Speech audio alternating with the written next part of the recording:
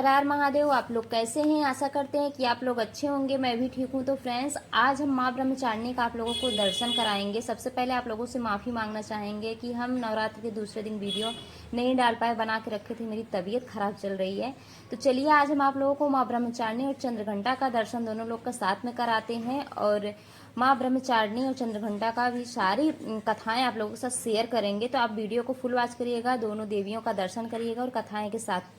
और यहाँ पर आप देख पा रहे हैं नक्शा बना हुआ है। तो आप जब भी काशी आइए, किसी भी एक देवी का दर्शन आप करेंगे तो वहाँ पे आपको पूरा अच्छे से रास्ता मिल जाएगा। आप नक्शे द्वारा वहाँ जाके दर्शन कर सकते हैं। और अगर इससे भी आप लोगों को नहीं मिल पा रहा है तो हमारे चैनल पर जाके आप वीडियो देख लीजिए। मैंने अलग अलग करके 9 स्वरूपों का दर्शन भी करवाया है और बताया भी है कि आप वहाँ कैसे जा करके दर्शन कर सकते हैं। तो आप हमारे चैनल पे जा करके सभी वीडियो डाल करके देख सकते हैं। नाम डालेंगे माँ का तो आ जाएगा और आप माँ का दर्शन कर सकते हैं। तो यहाँ आप माँ ब्रह्मचारिणी का दर्शन कर पा रहे हैं। नवरात्र पर्व के दूसरे दिन माँ ब्रह्मचारिणी की पूजा अर्चना की जाती है। साधक इस दिन अपने मन को माँ के चरणों में लगाते हैं। ब्रह्म का अर्थ है तपस्या और चारिणी का यानी आचरण करने वाली देवी। इस प्रकार ब्रह्मचारिणी का अर्थ हुआ तप करने का आचरण करने वाली देवी। भगवान शंकर को पति रूप में प्राप्त करने के लिए घोर तपस्या की थी माँ ने। इस कठिन तपस्या के कारण इस देवी को तपस्चारिणी अर्थात ब्रह्मचारिणी के नाम से भी जाना जाता है। कहते हैं माँ ब्रह्मचारिणी देवी की कृपा से सर्व सिद्धियां प्राप्त होती है। दुर्गा पूजा के दूसरे दिन देवी की इसी स्वरूप की उपासना की जाती है। इस देवी की कथा का सार यह है कि जीवन के कठिन संघर्ष में मन विचलित नहीं होना चाहिए। पूर्व जन्म में देवी ने हिमालय के घर पुत्री के रूप में जन्म लिया। हिमालय राजा थे तो उन्हीं के घर माँ जो है पुत्री रूप में जन्म लिया था और नारद जी के उपदेश से भगवान शंकर जी को पति के रूप में प्राप्त करने के लिए घोर तपस्या की थी। इस कठिन तपस्या के कारण इन्हें तपस्चारिणी अर्थात ब्रह्मचारिणी नाम पड़ा। 1000 वर्ष तक इन्होंने केवल फल फूल खाकर बिताए और 100 वर्ष तक केवल जमीन पर रहकर शाक पर निर्वाह किया। कुछ दिनों तक कठिन उपवास रखे और खुले आकाश के नीचे वर्षा और धूप को घोर कष्ट सहकर माँ ने तपस्या किया। 3000 वर्ष तक टूटे हुए बेल पत्र खाए और भगवान शंकर की आराधना करती रही। उसके बाद तो माँ ने बेल पत्र खाना भी छोड़ दिया। कई हजार वर्ष तक निराजल और निराहार रहकर तपस्या करती रही। पत्तों को खाना छोड़ देने के कारण इनका नाम अपर्णा नाम पड़ा था। कठिन तपस्या के कारण देवी का शरीर एकदम क्षीण हो गया था। देवता ऋषि सिद्धगण मुनि सभी ने ब्रह्मचारिणी की तपस्या को अद्भुत पूर्ण कृत्य बताया, सराहना की और कहा, हे देवी, आज तक किसी ने इस प्रकार कठोर तपस्या नहीं की थी और यह आपसे ही संभव था। तुम्हारी मनोकामना परिपूर्ण होगी और भगवान चंद्रमौली शिव जी तुम्हें पति के रूप में अवश्य प्राप्त होंगे, जल्दी प्राप्त होंगे। अब आप तपस्या छोड़कर घर जल्दी लौट जाइए, आपके पिताजी आपको जल्दी ही बुलाने आ रहे हैं। तो इस तरह माँ की तपस्या जो थी सफल हुई थी और भोलेनाथ जी को अपने पति रूप में, पति स्वरूप में माँ ने पाया था बहुत कठिन तपस्या के बाद। तो आप लोगों को माँ ब्रह्मचारिणी का दर्शन करके आशा करते हैं बहुत अच्छा लगा होगा। तो फ्रेंड्स चलिए अब माँ चंद्रघंटा का भी आप लोगों को हम दर्शन कराते हैं, उनकी कथाएं आप लोगों के साथ शेयर करते हैं। तो यहाँ पर बोलिए जय माँ ब्रह्मचारिणी। और अब चलते हैं माँ चंद्रघंटा का दर्शन करते हैं। ऐसे बता दें कि माँ ब्रह्मचारिणी के गर्भगृह में ऐसे प्यारा सा छोटा शिवलिंग भी है और यहाँ पर पूजा पाठ कंटिन्यू चलता रहता है। आप नारियल चुनरी लाकर माँ को चढ़ा सकते हैं, अपनी मनोकामनाएं इच्छाएं माँ से कह सकते हैं।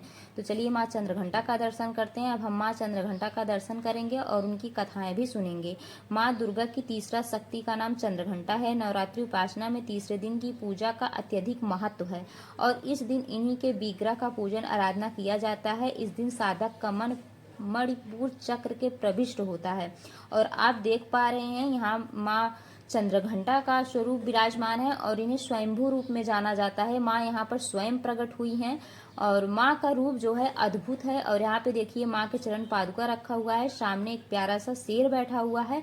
तो आप जब भी आइए, कुछ ब्रह्मचारिणी के कुछ ही दूर पे माँ चंद्रघंटा की मंदिर स्थापित है, आप दर्शन कर सकते हैं। इस देवी की कृपा से साधक को अलौकिक वस्तुओं के दर्शन होते हैं, दिव्य सुगंधियों का अनुभव होता है और कई तरह की ध्वनियां सुनाई देने लगती है।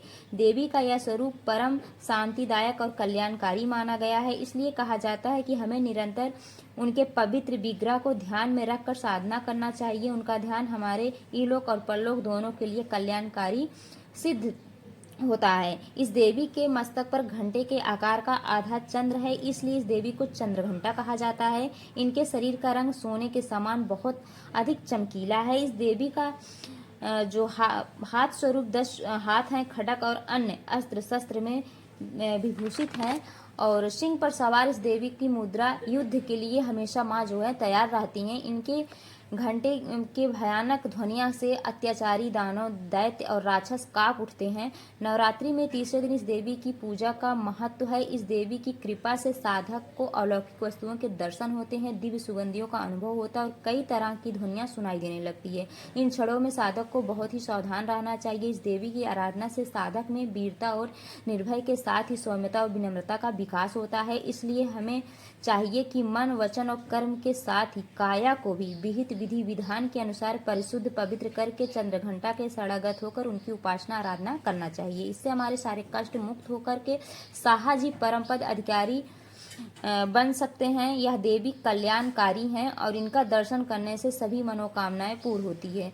और माँ चंद्रघंटा का यह स्वरूप अद्भुत चमत्कारी है और काशी के लोग मानते भी हैं। और जब 9 दिन नवरात्र चलता है, नौ स्वरूप में काफ़ी लंबी लाइनें लग जाती हैं और भक्तों की लाइनें इतनी लंबी होती है कि दर्शन करने के लिए पूरा रात दिन लग जाता है। उसके बाद माँ का दर्शन मिलता है। माँ के स्वरूप को आप दर्शन करिए फ्रेंड्स। और अगर आप माँ का दर्शन करने आ सकते हैं तो एक बार फिर बताएंगे कि हमारे चैनल पे अलग अलग वीडियो पड़ी है नव स्वरूप का माँ का। आप आसान से जब भी आप बनारस आइए तो माँ का दर्शन कर सकते हैं। आप वहाँ जा कर के वीडियो फुल वॉच करिए और आप लोगों को पता चलेगा कि माँ का मंदिर कहाँ स्थापित है, कैसे आना है, मैंने सब डाल दिया है।